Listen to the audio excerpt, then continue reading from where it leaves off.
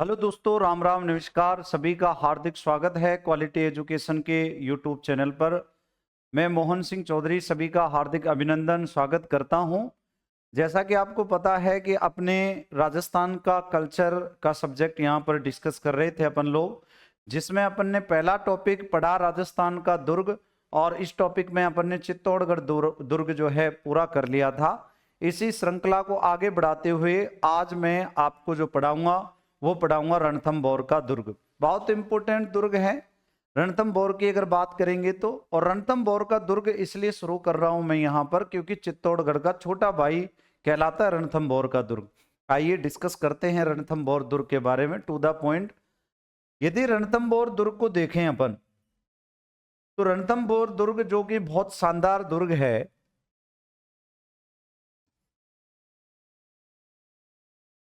रणथंभौर का दुर्ग,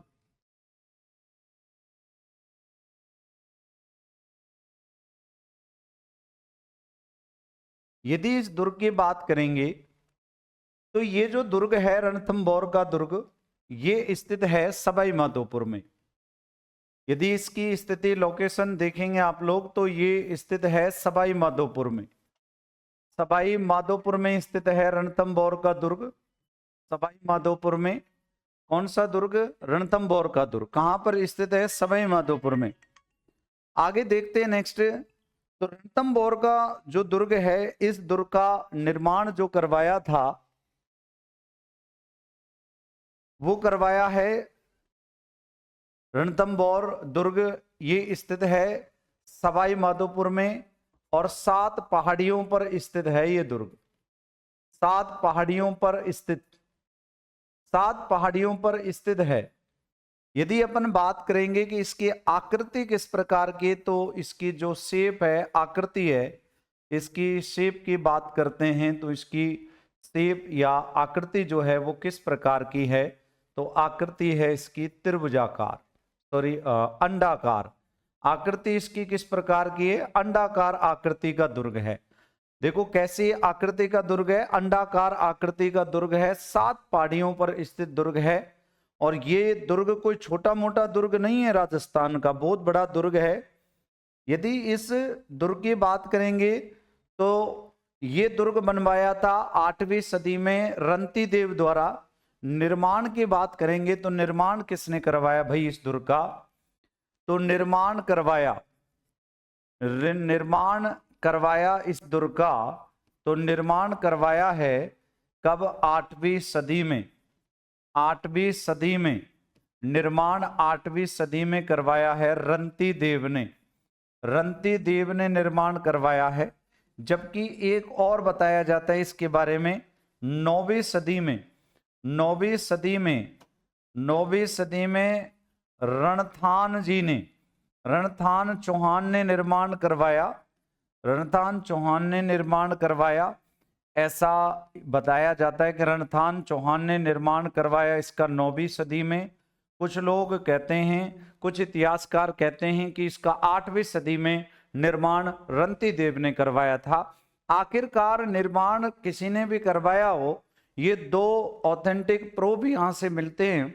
आखिरकार निर्माण इन दोनों में से किसी ने करवाया हो, ये तो कंट्रोवर्सी का सवाल रहा। लेकिन इस दुर्ग की अगर मैं स्थिति को देखूं तो बहुत शानदार दुर्ग राजस्थान का ये दुर्ग है, जो कि अंडाकार आकृति का है और 7 पहाड़ियों पर बना है। यदि अपन आगे बात करते हैं तो रणथंभौर के जंगलों में स्थित ये दुर्ग है। और यदि इस दुर्ग में बात करेंगे तो मुख्य दरवाजा, दुर्ग की बात करेंगे तो मुख्य दरवाजा कौन सा है इस दुर्ग का? तो मुख्य दरवाजा है नौलखा दरवाजा। नौलखा दरवाजा इस दुर्ग का मुख्य दरवाजा है। नौलखा दरवाजा, देखो 2-3 चीजें बताई थी मैंने आपको। एक तो मैंने बताया था आपको नौलखा, ये तो है नौलखा दरवाजा। एक नौलखा मैंने आपको बावड़ी भी बताई थी, याद रखना। ये दोनों अपने आप में अलग है। एक नौलखा कुंड भी है। एक अपन ने ध्यान रखना नौलखा के बारे में चित्तौड़गढ़ में भी पढ़ा था, लेकिन नौलखा पर्टिकुलर गेट पूछे जाएं, नौलखा द्वार पूछे जाएं, नौलखा दरवाजों की बात की जाए तो ये दरवाजा जो मुख्य दरवाजे हैं किसके?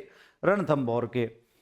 अब बच्चों रणथंभौर का जो दुर्ग है, यदि इस दुर्ग का थोड़ा सा अपन देखें कि भाई कौन कौन से मंदिर इसमें बने हुए हैं, किसकी मस्जिद इस दुर्ग में है, अगर मस्जिद है तो किसकी है, दरगाह है तो किसकी है, यदि अपन बात करें यहाँ पर तो रणथंभौर का दुर्ग, ये दुर्ग अगर बात करें तो ये चित्तौड़गढ़ का छोटा भाई कहलाता है। तो आइए चर्चा करते हैं यहाँ पर इसके उपनामों की। सर उपनाम क्या क्या हो जाएंगे इसके, तो उपनाम हो जाएगा चित्तौड़ का छोटा भाई, चित्तौड़ दुर्ग का छोटा भाई, चित्तौड़ दुर्ग का छोटा भाई इसका उदाहरण हो जाएगा।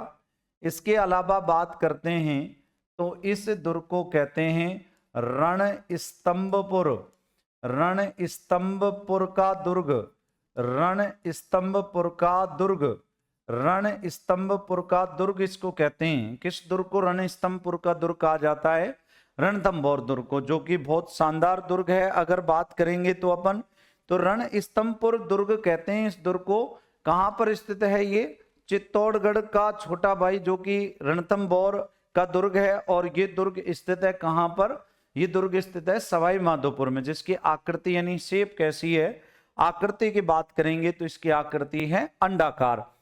आगे बात करेंगे बच्चों तो ये देखो 7 पहाड़ियों से घिरा है, ये मैंने आपको बता ही दिया है। इसको अपन कहते हैं हम्बीर की आन बान का शान का प्रतीक, तो इसको ये कहते हैं हम्बीर। हम्बीर देव चौहान, 2 हम्बीर बड़े प्रसिद्ध हैं, एक राणा हम्बीर जो मेवाड़ का शासक हुआ है, एक हम्बीर देव चौहान जो रणथंभौर का शासक हुआ है।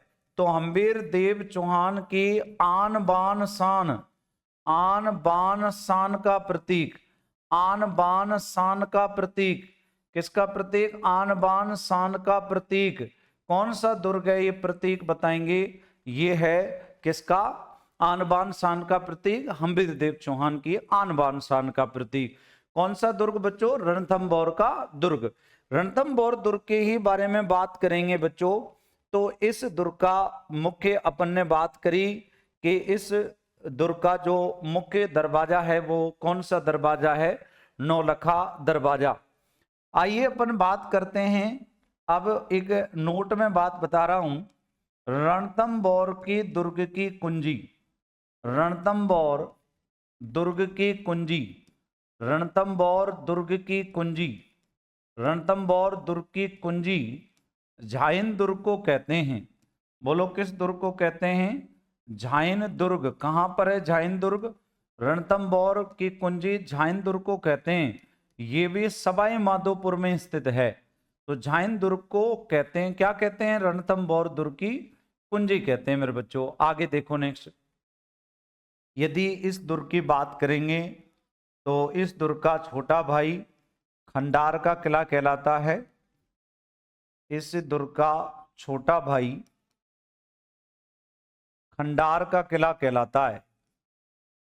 खंडार का किला, भंडार नहीं है, खंडार का किला है, ठीक है ना। इस दुर्ग का छोटा भाई खंडार का किला है। और एक बात ये भी याद रखना, खंडार के किले में शारदा तोप रखी है। खंडार के किले में कौन सी तोप रखी है? शारदा तोप रखी है। ये बात भी एक इम्पोर्टेंट बात है। शारदा तोप रखी है कौन से किले में? खंडार के किले में। अब थोड़ा सा आगे चलते हैं, तो ये तो कुछ बेसिकली बातें रहीं। अब रणथंभौर दुर्ग की मंदिरों की चर्चा करते हैं कि सर यहाँ पर कौन कौन से मंदिर और मस्जिद बने हैं। तो दुर्ग के प्रमुख मंदिर मस्जिद, दुर्ग के प्रमुख मंदिर मस्जिद, दुर्ग के प्रमुख मंदिर मस्जिद व दरगाह। तो दुर्ग में कौन कौन से मंदिर मस्जिद दरगाह बने हैं? तो सबसे पहले बात करेंगे त्रिनेत्र गणेश का मंदिर, त्रिनेत्र गणेश जी का मंदिर बहुत इंपॉर्टेंट मंदिर है। त्रिनेत्र गणेश जी का मंदिर अगर इसमें बात करेंगे अपन तो त्रिनेत्र गणेश जी का मंदिर बहुत इंपॉर्टेंट मंदिर है बच्चों। आप कहेंगे सर त्रिनेत्र गणेश जी का मंदिर, हालांकि गणेश जी के राजस्थान में बहुत सारे मंदिर हैं, लेकिन अगर सबसे शानदार कोई मंदिर है तो ये त्रिनेत्र गणेश जी का मंदिर, सवाई माधोपुर वाला मंदिर इंपोर्टेंट है। त्रिनेत्र गणेश जी का तो केवल एक मंदिर यही है, बाकी गणेश जी के कई मंदिर है राजस्थान में और प्रसिद्ध मंदिर हैं। अंबिका जी का की बात करें, चाहे हेरम्ब गणपति मंदिर की बात करें, चाहे गणेश मंदिर यहाँ मोती डूंगरी की बात करें जयपुर में, चाहे अपन बात करें चुंगी तीर्थ की जैसलमेर में, लेकिन सबसे इंपॉर्टेंट मंदिर ये है। एक तो ये मंदिर कहाँ पर स्थित है, मैंने आप सबको बताया है कि मंदिर कहाँ पर स्थित है, रणथंभौर में। दूसरी बात यहाँ भाद्रपद और शुक्ल चतुर्थी को, जिसको अपन गणेश चतुर्थी कहते हैं, गणेश चतुर्थी को मेला लगता है। गणेश चतुर्थी को क्या लगता है, गणेश चतुर्थी को मेला लगता है। कहाँ पर मेला लगता है भाई गणेश चतुर्थी को? ये मेला लगता है भाद्रपद शुक्ल चतुर्थी को, यानी गणेश चतुर्थी को। दूसरी बात यह है, राजस्थान में गणेश जी की एकमात्र मूर्ति, राजस्थान में यहां गणेश जी की एकमात्र मूर्ति है। गणेश जी की एकमात्र मूर्ति है, एकमात्र मूर्ति है जिसमें 3 नेत्र लगे हुए हैं, जिसमें त्रिनेत्र हैं। क्या हैं? जिसमें त्रिनेत्र हैं। यदि अगर बात करेंगे नेक्स्ट, सर्वप्रथम कोई भी मांगलिक कार्य के समय इन्हीं को निमंत्रण जाता है। इन्हीं को निमंत्रण जाता है। किनको निमंत्रण जाता है? गणेश जी को निमंत्रण जाता है। सबसे पहले अगर किसी व्यक्ति को, मतलब सबसे पहले अगर किसी मंदिर में निमंत्रण जाएगा तो इन्हीं को जाएगा, ठीक है ना। आपने भी पढ़ा होगा कि विघ्न हरण मंगल करण पूर्ण कीजिए काज, है ना। हाँ, ये वाली पंक्तियां पढ़ी होंगी। तो सब सर्वप्रथम गणेश जी को निमंत्रण जाता है। गणेश जी सर्वप्रथम देवता हैं जो मांगलिक कार्यों में बुलाए जाते हैं। विवाह के अवसर पर, लड़के लड़की का जब विवाह होता है तो विवाह के अवसर पर भी सबसे पहले इन्हीं को निमंत्रण जाता है। ये भी एक बहुत महत्वपूर्ण बात है अगर इसकी बात करेंगे तो। यदि आगे देखें अपन यहां से, तो यहां से और भी कई सारे प्रश्न उठते हैं। राजस्थान का सबसे बड़ा मंदिर है ये गणेश जी का, ये भी ध्यान रखना थोड़ा सा। अगर अपन बात करें तो राजस्थान का सबसे बड़ा गणेश मंदिर है ये, राजस्थान का सबसे बड़ा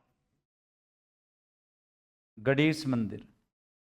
सबसे बड़ा अगर कोई गणेश मंदिर है तो कौन सा मंदिर है? त्रिनेत्र गणेश जी का मंदिर।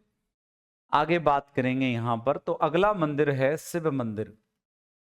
अगला मंदिर शिव मंदिर है, ये भी थोड़ा सा फेमस है। और जब अलाउद्दीन खिलजी ने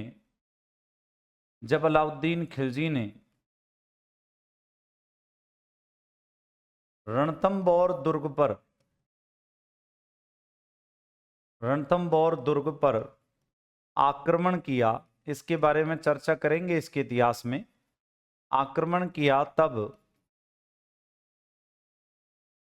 तब यहाँ हम्बीर देव चौहान ने केसरिया किया था। कौन से मंदिर में केसरिया किया था भाई? शिव मंदिर में। ये बात भी आप ध्यान रखें, थोड़ी सी इंपॉर्टेंट बात है। कहाँ केसरिया किया था? शिव मंदिर में। इसके अलावा अगर यहाँ पर बात करेंगे तो और क्या क्या स्थित है यहाँ पर, यहां पर ये पीर सदरुद्दीन की दरगाह स्थित है। किसकी दरगाह स्थित है यहां पर? तो यहां पर पीर सदरुद्दीन की दरगाह, पीर सदरुद्दीन, पीर सदरुद्दीन की दरगाह स्थित है। कहां पर पीर सदरुद्दीन की दरगाह स्थित है? इस रणथंभौर के दुर्ग में पीर सदरुद्दीन की दरगाह स्थित है। कौन से दुर्ग में है भाई? ये रणथंभौर दुर्ग में है। अगर आगे बात करेंगे नेक्स्ट इस दुर्ग की, तो यहां से प्रश्न आता है, एक महल बना है इस दुर्ग के प्रमुख महल, प्रमुख महल कौन कौन से प्रमुख महल इस दुर्ग में बने हुए हैं? तो सबसे पहला महल अपन पढ़ेंगे सुपारी महल। बहुत ही इंपॉर्टेंट है, बहुत बहुत इंपॉर्टेंट है, कई बार पूछा जा चुका है इसको। सुपारी महल, देखो सुपारी महल है ना, यह महल एक मिश्रित महल की तरह दिखाई देता है। अब आप कहोगे सर मिश्रित महल की तरह दिखाई देता है का मतलब क्या है? मतलब कि अगर देखोगे तो देखो ये मंदिर की तरह भी दिखाई देगा, मस्जिद की तरह भी दिखाई देगा और चर्च की तरह दिखाई देगा। चर्च, इन तीनों की तरह दिखाई देगा। तीनों का मिश्रण है ये, तीनों का मिश्रण। कौन सा महल तीनों का मिश्रण है भाई? ये महल सुपारी महल तीनों की तरह दिखाई देगा भाई ये महल। हालांकि यहाँ पर इसके अलावा जोरा भोरा महल भी स्थित है यदि अपन बात करें तो यहाँ पर। तो देखो सुपारी महल तो है ही भाई तीनों का, और दुर्ग का जो रसद भंडार है जिसमें कि अनाज रखा जाता था वो दुर्ग का रसद भंडार है जोरा भोरा महल। तो अगला है यहाँ पर जोरा भोरा महल, जोरा भोरा महल। मेरे बच्चों आप कहेंगे कि सर जोरा भोरा महल है, ये महल रणथंभौर में है और यह इस दुर्ग का रसद भंडार है, यह इस दुर्ग का रसद भंडार है। रसद भंडार क्या है? रसद भंडार है, जिसको अपन कैसे कह सकते हैं अन्न स्टोर, ठीक है ना, अन्न स्टोर कह सकते हैं, अन्न भंडार कह सकते हैं इसको अपन, अन्न भंडार इसको बोलेंगे अपन। क्या है? अन्न भंडार। तो जोरा भोरा महल की भी यहां पर बात हो ली। अब देखो एक है यहां पर रंग देवी का महल, रंग देवी का महल स्थित है यहां पर। किसका? रंग देवी का महल। एक स्थित है यहां पर हम्बीर देव चौहान का महल, हम्बीर देव चौहान का महल स्थित है। किसका महल स्थित है भाई? हम्बीर देव चौहान का। ये भी बहुत महत्वपूर्ण बात है, हम्बीर देव चौहान का महल जो स्थित है वो यहाँ पर स्थित है। कहाँ पर? इस दुर्ग के अंदर। इसके अलावा इसमें एक और महल है, साधु संतों की शरण स्थली भी कहलाता है जो, और वो है जोगी महल। जोगी महल है यदि अपन बात करेंगे तो बहुत इंपॉर्टेंट महल है ये भी। तो एक महल है जोगी महल, जोगी महल की बात करेंगे तो इसका जीर्णोद्धार, इसका जीर्णोद्धार किसने करवाया था? इसका जीर्णोद्धार 1960 में भारतीय पुरातत्व विभाग, भारतीय पुरातत्व विभाग ने करवाया था। किसने करवाया? पुरातत्व विभाग, पुरातत्व डिपार्टमेंट ने करवाया था। किसका जीर्णोद्धार करवाया था भाई? ये जोगी महल का, ठीक है ना। जोगी महल का जीर्णोद्धार करवाया। तो देखो कौन कौन से महल हो गए। सुपारी महल हो गया भैया जो मंदिर मस्जिद चर्च की तरह दिखाई देगा। जोरा भोरा महल हो गया जहां रसद भंडार रखा जाता था, खाद्य जो है सामग्री होती थी यहाँ पर, यानी अन्न इकट्ठा किया जाता था यहाँ पर। आज भी ये बहुत शानदार महल लगता है। रंग देवी का महल हो गया यहाँ पर हम्बीर देव चौहान का महल हो गया यहाँ पर, जोगी महल हो गया, इसका जीर्णोद्धार 1960 में भारतीय पुरातत्व विभाग ने करवाया था। और सुनिएगा अभी आगे एक महल, इसके अलावा यहां पर एक है हम्बीर कचहरी, हम्बीर कचहरी स्थित है यहाँ पर, हम्बीर कचहरी स्थित है। तो देखो ये प्रमुख महल हो गए, सुपारी महल हो गया, चौरा भोरा महल हो गया, रंग देवी का महल हो गया, हम्बीर देव चौहान का पैलेस हो गया, जोगी महल हो गया, एक हम्बीर कचहरी हो गया। आगे बात करते हैं नेक्स्ट। अब देखो दुर्ग में स्थित छतरियां, एक एक पॉइंट पर बात करेंगे भाई। दुर्ग में स्थित छतरियां, दुर्ग में स्थित छतरियां, सर दुर्ग में स्थित छतरियां कौन कौन सी हैं ये बता दो आप तो। सर दुर्ग में स्थित निम्न छतरियां हैं, जैसे सबसे पहली बात तो ये क्लियर करना, अधूरे स्वप्न की छतरी, अधूरे स्वप्न की छतरी। और ऐसा इतिहास में बताया जाता है कि अधूरे स्वप्न की छतरी ये कर्मावती के द्वारा निर्मित करवाई गई थी, और कर्मावती सांगा की पत्नी थी। तो मेवाड़ शासक महाराणा सांगा की पत्नी, महाराणा सांगा की पत्नी, महाराणा सांगा की पत्नी कर्मावती के द्वारा निर्माण, पत्नी कर्मावती के द्वारा निर्मित करवाई गई, कर्मावती के द्वारा निर्माण करवाया गया। किसका करवाया गया भाई? अधूरे स्वप्न की छतरी का। सर दूसरी है यहां पर कुत्ते की छतरी। सर देखो कुत्ते की छतरी है यहां पर, है ना, कुत्ते की छतरी। हाँ भैया देखो कुत्ते की छतरी है ना, पहली बार पढ़ रहे हैं, कुकुर की छतरी या कुत्ते की छतरी है ना। हाँ कुत्ते वाला डायलॉग तो शोले फिल्म में सुना होगा, मैं तेरा खून पी जाऊंगा कुत्ते, मैं तेरा खून पी जाऊंगा, है ना। यहाँ तो देखो कुत्ते की भी छतरी है। कहाँ पर है कुत्ते की छतरी भाई? ये स्थित है कहाँ पर कुत्ते की छतरी भाई? ये स्थित है हम्बीर देव चौहान की आन बान का शान का प्रतीक कहलाने वाला जो है रणथंभौर के दुर्ग में किसकी छतरी स्थित है? कुत्ते की छतरी। जो वास्तविकता में अगर अपन बात करें तो ये कहला सकता है। इसके अलावा अगर बात करेंगे तो यहाँ पर कुछ इम्पोर्टेंट जलाशय भी हैं। एक और इम्पोर्टेंट छतरी है, वो तो यकीनन कई बार एग्जाम में पूछी जा चुकी है। सर कौन सी छतरी है वो भी बता दो। और ये है 32 खंभों की छतरी, 32 खंभों की छतरी। सर 32 खंभों की छतरी, और ये छतरी तो बड़ी महत्वपूर्ण है। राजस्थान में देखो 32 खंभों की छतरियां कहाँ कहाँ पर है। एक तो 32 खंभों की छतरी है, याद रखना, मांडलगढ़ भीलवाड़ा में जगन्नाथ कछवा की। एक है बदनौर में, और बदनौर में है जोध सिंह की छतरी, याद रखना है, वो भी 32 खंभों की है। एक है 32 खंभों की छतरी रणथंभौर के दुर्ग में। तो देखेंगे बच्चों 32 खंभों की छतरी, ठीक है ना, इसका निर्माण जो करवाया है, इसका निर्माण हम्बीर देव चौहान ने। किसने? हम्बीर देव चौहान ने, हम्बीर देव चौहान ने अपने पिता, अपने पिता जैत सिंह, अपने पिता जैत सिंह चौहान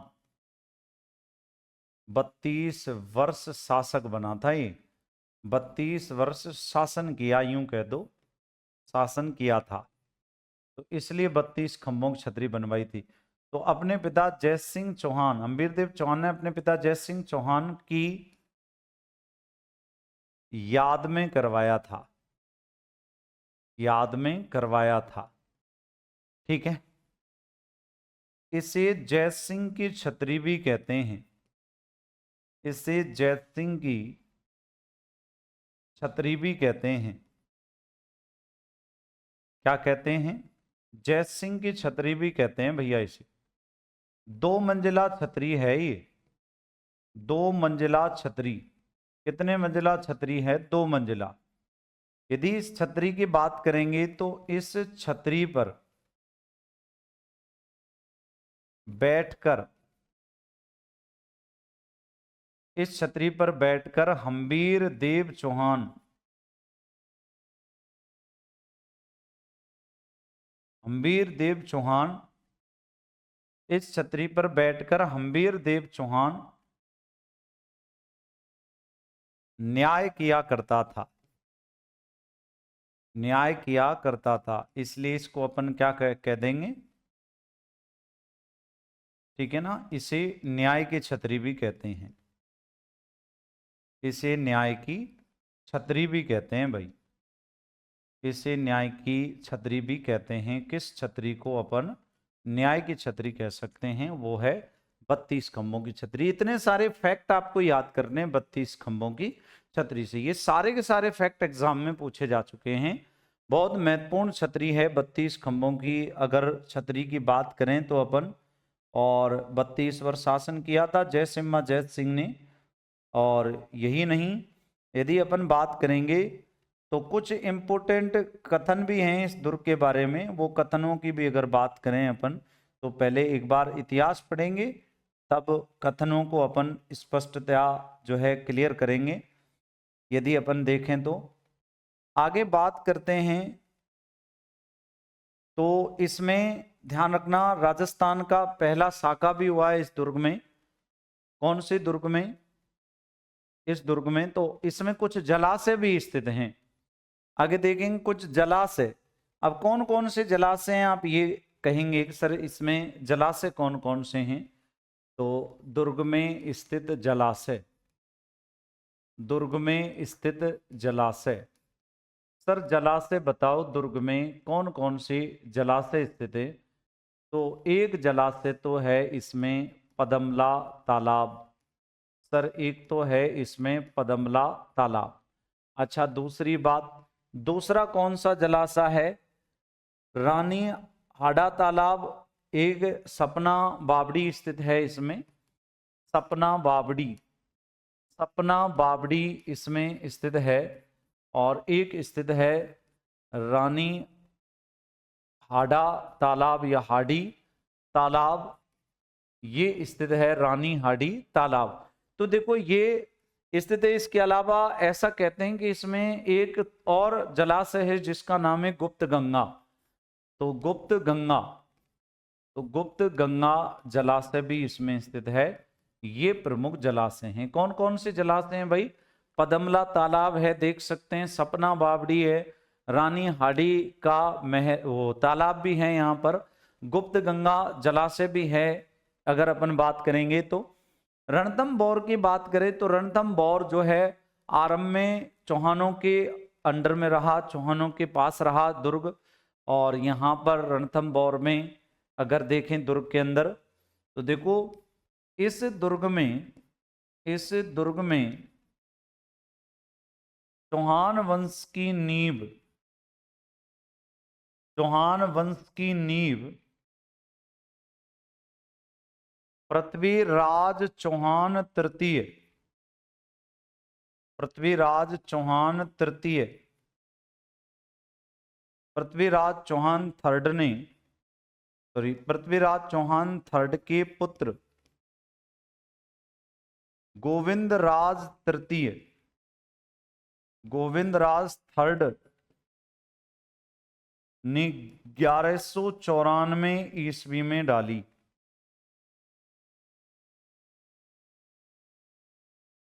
1194 ईस्वी में डाली थी। रणथंभौर के चौहानों का अंतिम शासक कौन बना था? तो रणथंभौर के चौहानों का अंतिम शासक, अंतिम शासक हम्बीर देव चौहान बना था, हम्बीर देव चौहान बना। कौन बना था? हम्बीर देव चौहान। कुछ महत्वपूर्ण कथन मैं बता रहा हूं दुर्ग के बारे में, महत्वपूर्ण कथन, दुर्ग के बारे में महत्वपूर्ण कथन। कौन कौन से कथन दुर्ग के बारे में महत्वपूर्ण कथन है, इनके बारे में अपन चर्चा करेंगे। दुर्ग के बारे में कौन कौन से कथन महत्वपूर्ण हैं? जैसे अबुल फजल ने कहा कि भाई ये दुर्ग जो है एकमात्र दुर्ग है जो बख्तरबंद है, यदि अपन बात करेंगे यहाँ पर तो, और इसकी कुंजी तो मैंने बताई है कि झाइन का दुर्ग इसकी कुंजी है। यदि अपन बात करें यहाँ पर तो आगे देखो, तो देखो कौन कौन से व्यक्ति ने क्या क्या कथन कहा है। सबसे पहले अगर बात करेंगे तो राजस्थान के अन्य दुर्ग नंगे हैं, राजस्थान के अन्य दुर्ग नंगे हैं, अन्य दुर्ग नंगे हैं, जबकि यह बख्तरबंद किला है, जबकि यह बख्तरबंद किला है। ठीक है, ये किसने कहा था स्टेटमेंट? अबुल फजल ने, अबुल फजल ने। ठीक है ना, अकॉर्डिंग टू अबुल फजल। ऐसे 10 दुर्ग में मुसलमान की एक बाल पर कुर्बान कर दूं, एक बाल पर कुर्बान कर दूं, ये किसने कहा था? ये कहा था जलालुद्दीन फिरोज खिलजी ने। अभी इतिहास में बात करेंगे इसके में। जलालुद्दीन फिरोज खिलजी ने, जलालुद्दीन फिरोज खिलजी ने कहा था। ये स्टेटमेंट भी इंपॉर्टेंट है। दुर्ग के अंदर स्थित लोग, दुर्ग के अंदर स्थित लोग, दुर्ग के अंदर स्थित लोग एक एक अन्न के दाने के बदले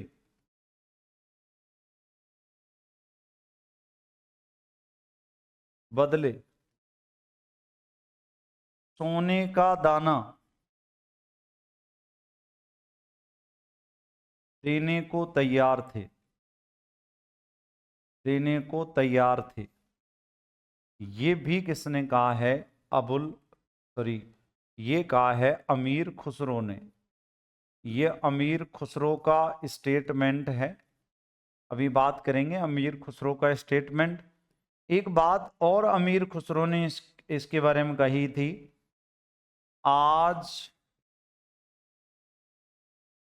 कुफ्र का घर, कुफ्र होता है शत्रु, आज कुफ्र का घर इस्लाम का गढ़ हो गया, इस्लाम का गढ़ हो गया। ये भी किसने कहा था? ये भी अमीर खुसरो का ही स्टेटमेंट है। तो ये अमीर खुसरो का स्टेटमेंट है। ठीक है ना, तो ये भी अमीर खुसरो ने कहा है। तो 4 स्टेटमेंट हैं इसके बारे में। ये 4 के 4 एग्जाम में पूछे जा चुके हैं। मेरे बच्चों, मैं आप लोगों को बता दूं इंपॉर्टेंट बात, ऐसी कोई लाइन नहीं करवा रहा है, ऐसी कोई लाइन नहीं लिखवा रहा मैं जो एग्जाम में नहीं आई हो। टू द पॉइंट यहां से एग्जाम में प्रश्न आते हैं, याद रखना। और वही लाइनें मैं यहाँ पर छपवा रहा हूँ, वही लाइनें मैं यहाँ पर नोट करवा रहा हूँ। टेलीग्राम चैनल पर इसकी PDF भी उपलब्ध है। टेलीग्राम चैनल पर से आप PDF प्राप्त कर सकते हैं। अभी एक बहुत जबरदस्त वैकेंसी आपके सामने आ रही है, आने वाली है, और वो है जेलर पुलिस की वैकेंसी। मतलब उसके फॉर्म अप्लाई होने वाले हैं। अभी बहुत जबरदस्त वैकेंसी आई है। तो इस वैकेंसी के लिए अगर आप तैयारी कर रहे हैं तो ये आपके लिए रामबाण साबित होगी ये क्लास। न केवल जेलर पुलिस की वैकेंसी के लिए, बल्कि राजस्थान पुलिस SI के लिए, बल्कि RS के लिए। इसके अलावा अगर बात करते हैं तो CET है, पटवार है, चाहे आपकी ग्राम सेवक है, चाहे वीडियो है, चाहे वनपाल है, आप किसी भी प्रतियोगी परीक्षा की तैयारी कर रहे हैं, अगर आप राजस्थान के विद्यार्थी हैं, अपने सपनों को सजाना चाहते हैं, संवारना चाहते हैं, अपने लक्ष्य तक पहुंचना चाहते हैं, अपने जो है कंधों पर सितारा लगवाना चाहते हैं, अगर आप सरकारी जॉब लेना चाहते हैं, तो इसके लिए आपको रेगुलर मेहनत करनी होगी और इसी प्रकार का कंटेंट आपको पढ़ने की आवश्यकता है। मैं ये नहीं कह रहा कि मेरा कंटेंट आप पढ़िए, मेरा कंटेंट बेस्ट है, ऐसा नहीं। पर मैं प्रयास आपको जो कर रहा हूं वो बेस्ट कंटेंट देने का प्रयास कर रहा हूं। इस बात को आप भली भांति समझ सकते हैं, देख सकते हैं। और अगर आपने इससे पहले राजस्थान जी के पढ़ी है, इससे पहले अगर आपने राजस्थान की कल्चर, राजस्थान की लोक संस्कृति व कला पढ़ी है, तो यकीनन फिर तो आपको और इंटरेस्ट इसमें आएगा। याद रखना, केवल टू द पॉइंट अपन बात करेंगे, सीधी बात, नो बकवास। आगे चलते हैं नेक्स्ट। तो ये 4 स्टेटमेंट दिए भाई। राजस्थान के अन्य दुर्ग नंगे हैं जबकि ये दुर्ग बख्तरबंद दुर्ग है। अबुल फजल ने कहा था ऐसे 10 दुर्ग मैं मुसलमान के एक बाल पर कुर्बान कर दूं।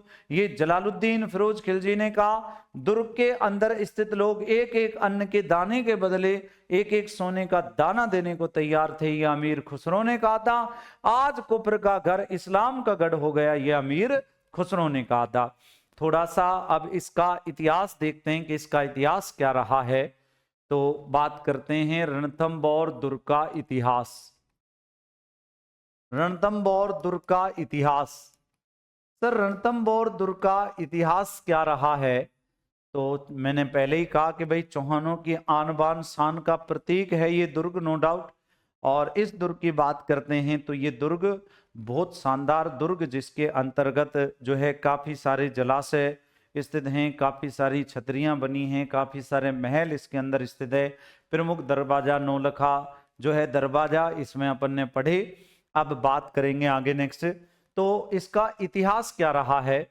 तो मैं आपको बता चुका कि सर्वप्रथम जो है यहाँ चौहान वंश की नींव डाली है वो पृथ्वीराज चौहान तृतीय के पुत्र गोविंद राज तृतीय ने डाली है।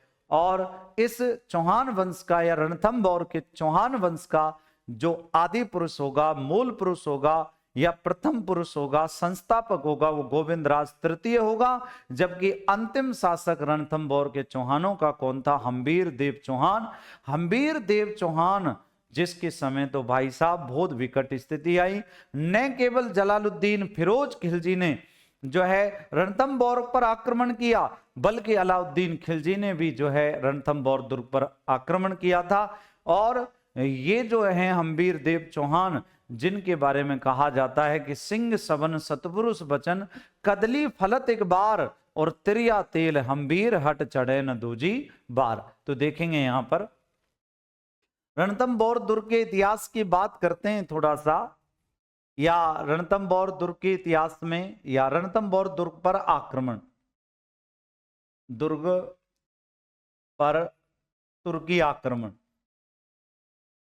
तुर्की आक्रमणों की बात कर रहे हैं अपन। तो कईयों ने हालांकि आक्रमण किए थे। बलबन ने भी यहां पर आक्रमण किया था। रजिया सुल्तान के समय भी आक्रमण हुआ था, पर वो कोई ऐसे खास आक्रमण नहीं थे।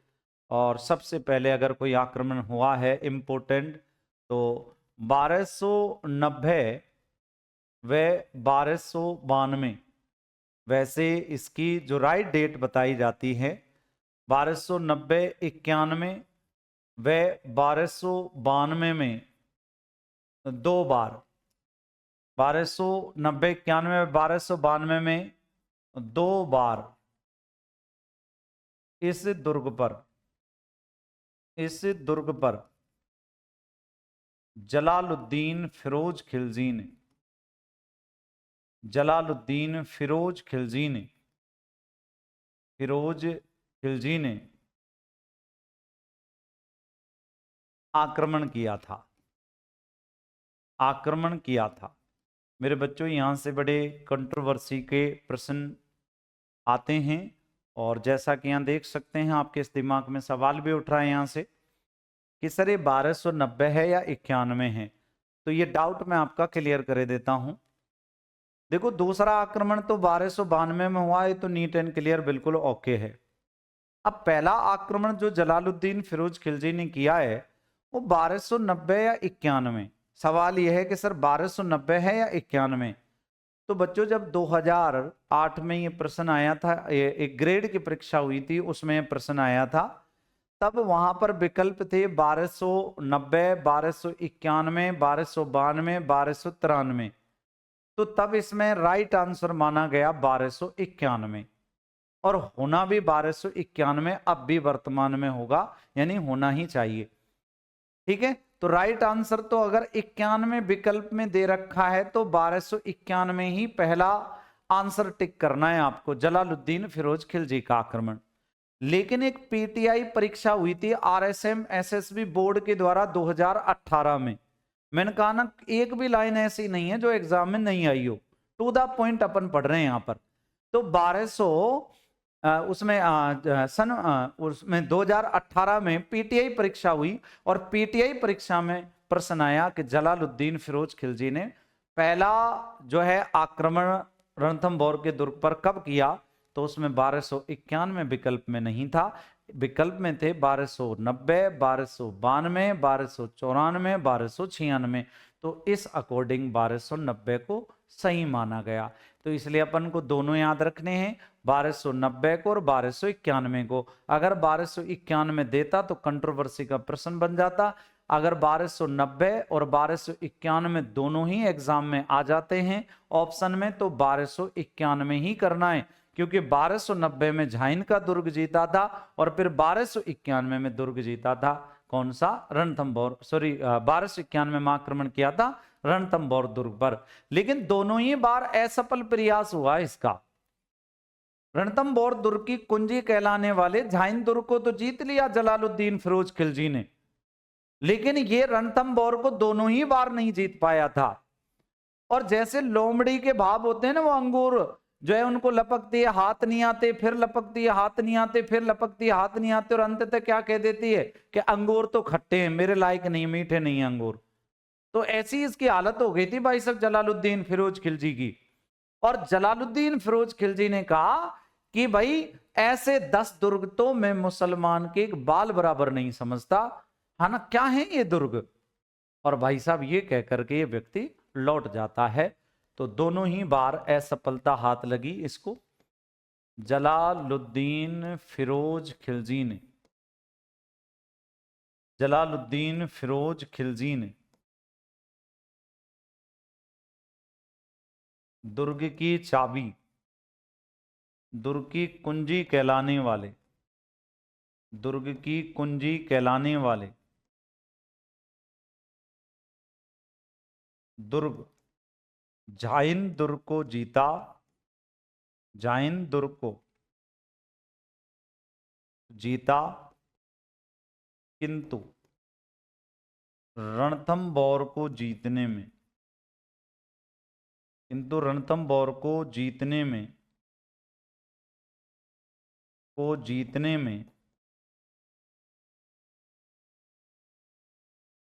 दोनों ही बार असफलता हाथ लगी,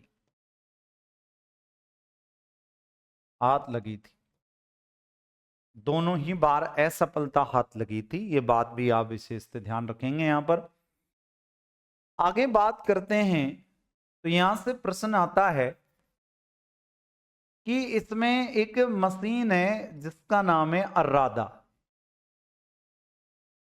दुर्ग के अंदर पत्थर फेंकने वाली मशीन, फेंकने वाला यंत्र कह सकते हैं इसको। दुर्ग के अंदर जो पत्थर फेंकेगा उस यंत्र को अपन क्या कहेंगे, अर्रादा उसको अपन कह सकते हैं। ये बात भी ध्यान रखना। और यदि अपन बात करेंगे तो एक है जिसका नाम है मगरनी, मगरनी की बात करेंगे तो मगरनी क्या है, एक है अर्रादा, एक है मगरनी, मगरनी। तो दुर्ग के अंदर, दुर्ग के अंदर आग फेंकने वाली मशीन, फेंकने वाला यंत्र, आग फेंकने वाला यंत्र है। इस दुर्ग में राजस्थान का पहला साका संपन्न हुआ, प्रथम साका हुआ था, प्रथम साका हुआ था। किस दुर्ग में प्रथम साका हुआ था, रणथंभौर के दुर्ग में। आइए चर्चा करते हैं इसके साके की। तो रणथंभौर दुर्ग का साका, रणथंभौर दुर्ग का साका। मेरे बच्चों, रणथंभौर दुर्ग का साका अगर इसको देखेंगे अपन, तो रणथंभौर दुर्ग का साका कब हुआ? तो यह 1301 ईस्वी में हुआ था, ईस्वी में हुआ। और उस टाइम आक्रमण किया था। तो देखो यहां पर पूरी कहानी बता रहा हूं। 1298 ईस्वी में, ये 1301 ईस्वी में हुआ। और इस दुर्ग पर इस समय अलाउद्दीन खिलजी ने आक्रमण किया था। खिलजी ने आक्रमण किया था। आप क्लियर कर लें, हालांकि अपन यहां पर इतिहास नहीं पढ़ रहे, पर फिर भी मैं आपको बता देता हूं। जब जलालुद्दीन फिरोज खिलजी का आक्रमण हुआ था, ध्यान रखना, तब 1291-92 ईस्वी की बात थी। 2 बार आक्रमण हुआ और जलालुद्दीन फिरोज खिलजी की हत्या करके और दिल्ली सल्तनत पर तख्ता पलट हो गया था और अलाउद्दीन खिलजी शासक बन गए थे। अलाउद्दीन खिलजी ने 1299 में इस दुर्ग पर आक्रमण किया था और अपने भाई उलुग खान और सेनापति नुसरत खान को भेजा था, जिसमें नुसरत खान मारा गया था। ये grade exam, second grade exam 2018 में प्रश्न पूछा था कि भाई नुसरत खान किस अभियान में मारा गया था? तो रणथंभौर अभियान में। इधर अगर बात करेंगे तो हम्बीर देव चौहान का सेनापति गुरदास सैनी भी मारा गया था, ठीक है ना। फिर अलाउद्दीन खिलजी ने स्वयं ने आक्रमण किया था, उलगू खान को तो यहां से भगा दिया था, फिर अलाउद्दीन खिलजी ने स्वयं ने आक्रमण किया था। अमीर खुसरो उसके साथ में था और इस दुर्ग को चारों तरफ अलाउद्दीन खिलजी ने चारों तरफ से घेर लिया था। 1301 ईस्वी में वो समय आया जब दुर्ग में केसरिया तो हुआ था हम्बीर देव चौहान के नेतृत्व में, और जौहर हुआ था रंग देवी के नेतृत्व में। रंग देवी जो हम्बीर देव चौहान की पत्नी थी और हम्बीर देव चौहान के पुत्री का नाम था देवल देव। तो इनके नेतृत्व में केसरिया और जौहर हुआ। वहीं अगर बात करते हैं तो इस समय रणमल और रतिपाल 2 सेनापति थे हम्बीर देव चौहान के, उन्होंने धोखा किया था। उधर अगर बात करेंगे तो भीम सिंह, धर्म सिंह मारा गया एक सेनापति, और भीम सिंह जो है भीम सिंह मारा गया और धर्म सिंह को इसके आरोप में जो है हम्बीर देव चौहान ने अंधा करवा करके बाहर निकाल दिया था। तो रणमल रतिपाल ने धोखा किया था इस टाइम पर। इस समय हम्बीर देव चौहान के साथ रणमल व रतिपाल ने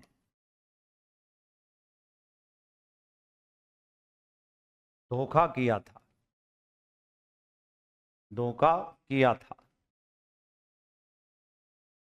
ये सेनापति थे दोनों। दुर्ग का लालच दे दिया था अलाउद्दीन खिलजी ने इसको।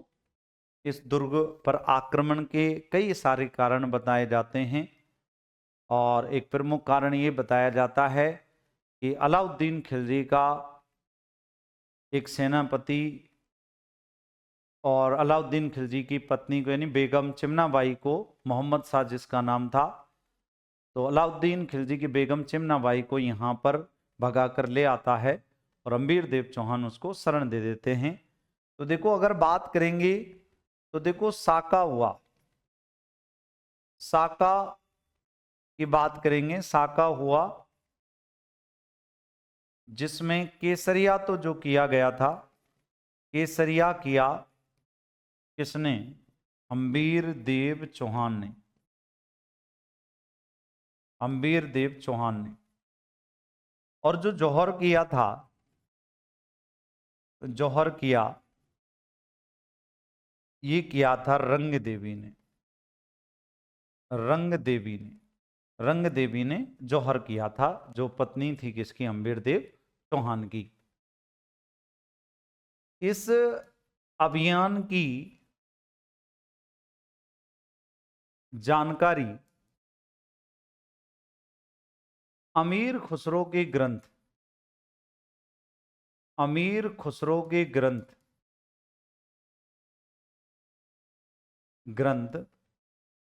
मिफ्ता उल फतू से मिलती है। मिफ्ता उल फतू से मिलती है। बोलो किससे मिलती है? मिफ्ता उल फतू से मिलती है। यदि बात करें तो अमीर खुसरो, इसकी बात करेंगे थोड़ा सा। अमीर खुसरो इस अभियान में अलाउद्दीन खिलजी के साथ था। किसके साथ था भाई? अलाउद्दीन खिलजी के साथ था। किसके साथ था? अलाउद्दीन खिलजी के साथ था। कौन से अभियान में साथ था भाई? इस अभियान में साथ था जो रणथंभौर का अभियान था। यहीं अगर बात करेंगे तो दो स्टेटमेंट भी कहे थे अमीर खुसरो ने कि भाई एक एक अन्न के दाने के लिए एक एक सोने का दाना देने के लिए तैयार थे। एक कहा था कि आज कुफर का घर इस्लाम का गढ़ हो गया। आगे अगर बात करेंगे बच्चों तो यहां पर देखते हैं तो अमीर खुसरो जिसको मोहम्मद हसन कहते हैं, इनके गुरु का नाम निजामुद्दीन औलिया था। बदायूं उत्तर प्रदेश में जन्म हुआ इनका। कव्वाली, सितार और तबले के आविष्कारक रहे हैं ये, और सर्वाधिक 7 या 8 सुल्तानों की सेवा इन्होंने की थी। और अगर अपन बात करेंगे तो अमीर खुसरो ने कई ग्रंथ लिखे थे, जैसे तारीख अलाई, खजाइनुल फतू, तुगलकनामा। इसके अलावा बात करेंगे तो नुहू से पेशार, मिफ्ता उल फतू। तो मिफ्ता उल फतू से इस बात की जानकारी मिलती है। आगे बात करेंगे अलाउद्दीन खिलजी ने दुर्ग जीतकर, अलाउद्दीन खिलजी ने ये दुर्ग जीतकर अपने भाई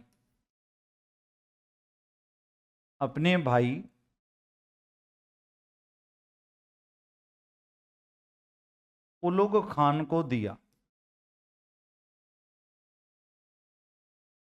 देखो दो बातें ध्यान रखेंगे आप लोग। उलुग खान को तो जो दुर्ग दिया था वो तो दिया था रणथंभौर। और यदि आपसे पूछ ले कि चित्तौड़ का दुर्ग जीतकर किसको दिया था, तो वो अपने पुत्र खिज्र खां को दिया था। ये दोनों अपने आप में अलग प्रश्न है, याद रखना। एक बात तो उलुग खान को दिया था रणथंभौर का, और खिज्र खान को दिया था चित्तौड़गढ़ का, और खिजराबाद उसका नाम रखा था। मेरे हिसाब से यहां तक आपको बात समझ में आई होगी। यदि इसकी बात करेंगे तो यहां से और भी एक प्रश्न आता है बड़ा गजब का। हम्बीर देव चौहान के बारे में कहते हैं, हम्बीर देव चौहान के बारे में कहा जाता है, चौहान के बारे में कहा जाता है, क्या कहा जाता है? कि सिंह सबन सतपुरुष बचन। ये कहा जाता है कि सिंह सबन सतपुरुष बचन।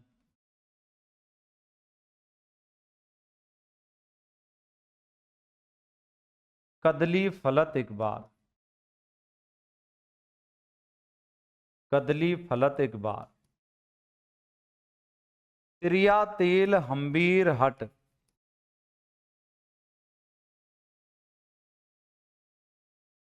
हट।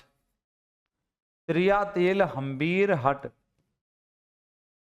चढ़ैन दूजी बार। ठीक है ना? जिस प्रकार से सिंगनी एक बार बच्चा पैदा करती है, सतपुरुष एक बार वचन बोलता है, वो बात फाइनल होती है। कदली फलत एक बार, केले का पेड़ भी एक बार फल देता है।